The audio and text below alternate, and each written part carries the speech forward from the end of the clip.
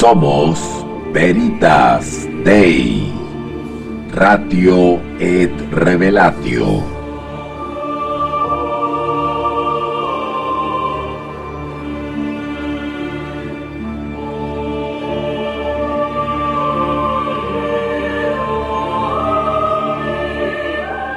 Sí, no, estaba escuchando, de hecho estuve atento a la clase.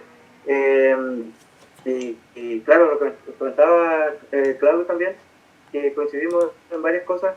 Esto es la falta de estudio y de la preparación ha hecho en estos tiempos una iglesia analfabeta, vulnerable. Las congregaciones están muy vulnerables al líder de turno, al predicador de turno, al evangelista de turno, al pastor de turno. Estoy hablando del pastor corrupto, ignorante, qué sé yo, inescrupuloso. Entonces las congregaciones están tan vulnerables a un tipo con buena retórica y con mala formación o mala intención, que se están viendo cosas increíbles. Y nosotros, que tenemos cierta formación o estamos en ese camino, tenemos que ser catalizadores de cambio. ¿Y qué significa eso? Que debemos constituirnos modernos reformadores. Tenemos que ser modernos Luteros, modernos Calvinos, modernos Zwingli, modernos Huss, modernos Wycliffe, guardando las proporciones, por supuesto. Pero tenemos que ser catalizadores de cambio, y eso tiene un costo. Eso tiene un costo. No es fácil ser levadura dentro de las congregaciones, porque las estructuras son muy rígidas. Las estructuras prefieren desfraternizarte a ti a cambiar sus credos. Te estoy hablando de algo súper real que está pasando en todas partes. Hay gente que es honesta intelectualmente, que levanta la mano y dice: yo no estoy de acuerdo con eso porque eso no es bíblico, y el liderazgo se le acaba el cristianismo, se le acaba el amor inmediatamente, y no quiere que le revuelvan el gallinero, quiere mantener la fiesta en paz o al gusto del que manda, y carta de desfraternización nomás, pues te hacen la del hielo. Y el reformador, el honesto intelectualmente, está condenado al ostracismo, a la soledad, a ser un creyente independiente, y después te estigmatizan. Te tratan de visitador de iglesia, te tratan de disidente, te tratan de cismático. Entonces, de alguna manera te etiquetan y te... puede ser una palabra que está usando el progresismo hoy día. Te criminalizan, ¿no es cierto?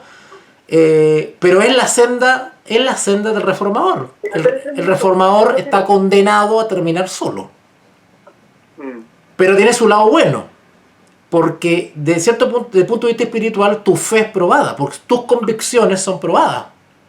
O sea, tú estás dispuesto a tirarte a la denominación encima con tal de seguir los dictados de tu conciencia y hacer lo correcto, que fue lo que hizo Martín Lutero cuando se paró frente a la dieta de Worms.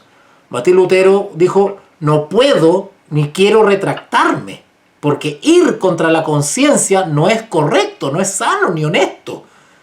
Por lo tanto, yo estoy en las manos de Dios. Dios me ayude.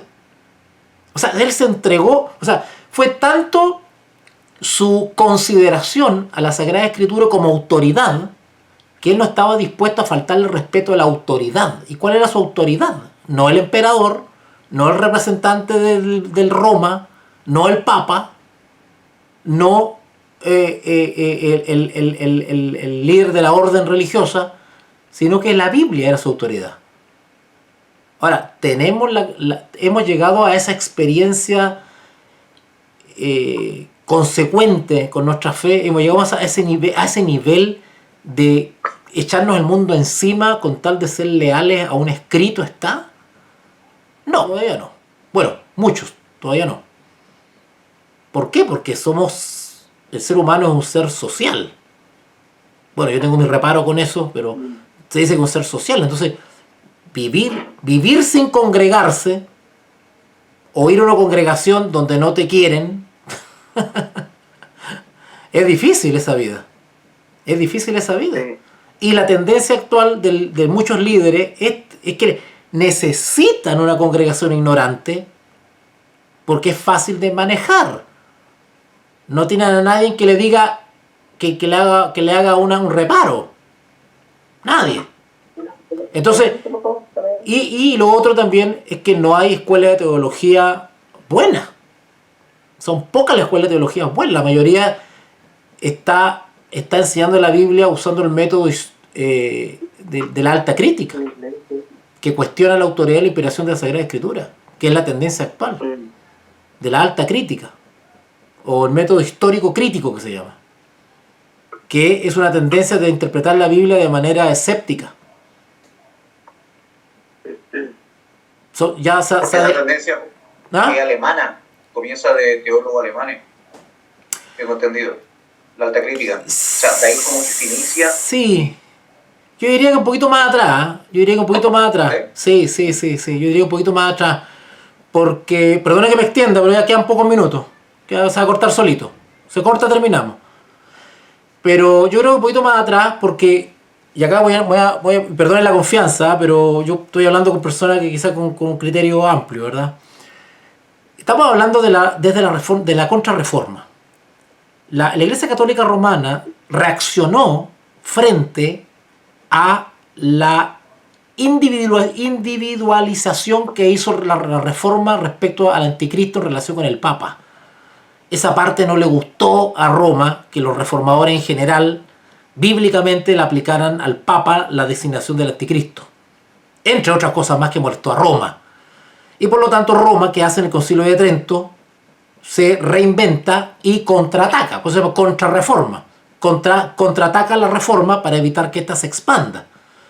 Y aprueba la formación de la Compañía de Jesús. A todo esto, entre paréntesis, estoy preparando una conferencia sobre los jesuitas, que es muy reveladora. Y al desarrollarse la Compañía de Jesús, que es una orden militar,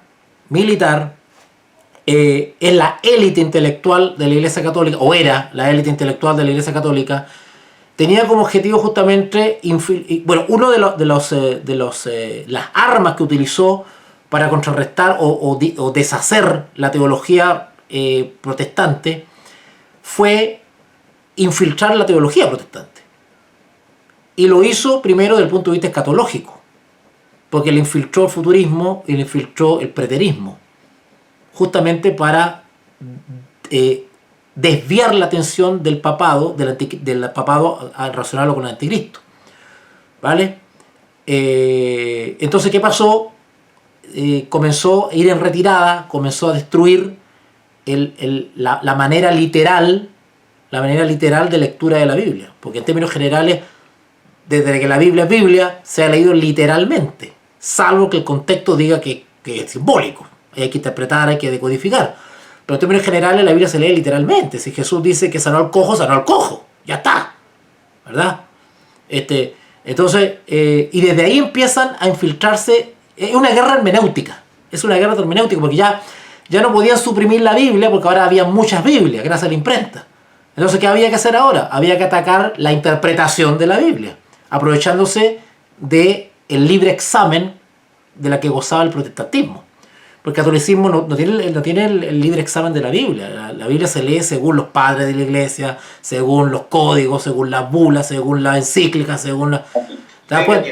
Según la tradición, según el magisterio. En cambio nosotros no. Nosotros creemos en la libertad de conciencia y por lo tanto término que deriva de la reforma de Lutero, la libertad de conciencia. No existía antes ese término.